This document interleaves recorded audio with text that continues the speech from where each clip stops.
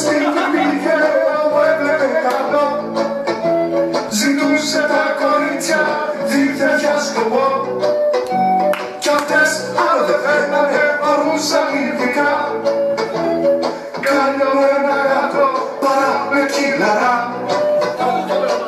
Μα όπως είπα στην αρχή, ποτέ το σπίτι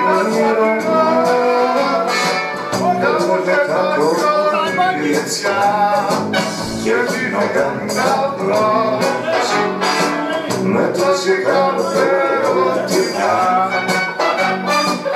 Αχ, μια στάλια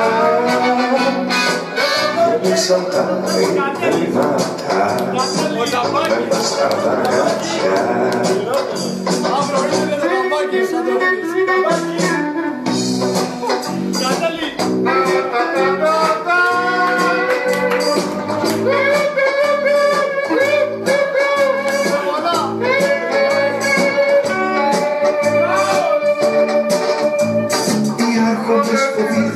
Μην βγάζουνε σημιά και την κουτάλα χάσουνε μαζί με τα ζουνιά.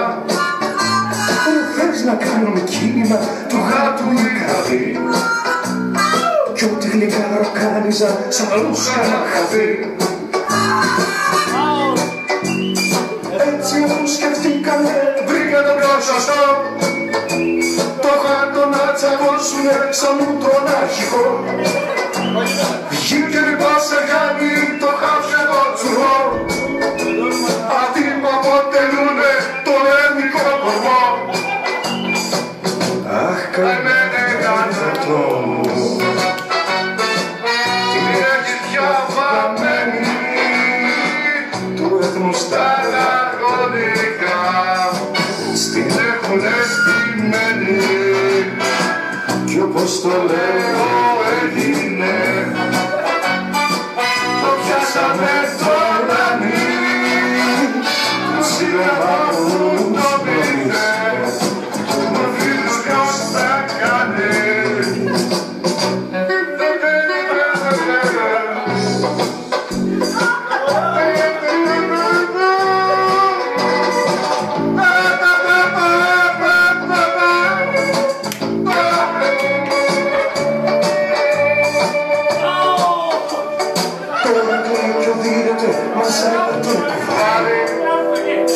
Μήπως τους κρύους δικαστές μπορέσει να του πάρει. Αχ, μη καλοί μου άνθρωποι, εγώ δεν είμαι κάτος. Εγώ είμαι ένας άνθρωπος με στήματα γεμάτος. Κοιτάζω τα συμφέρον μου για βάζα ευημερία και στο στρατό υπηρέτησα για τη μαμά πατρίδα.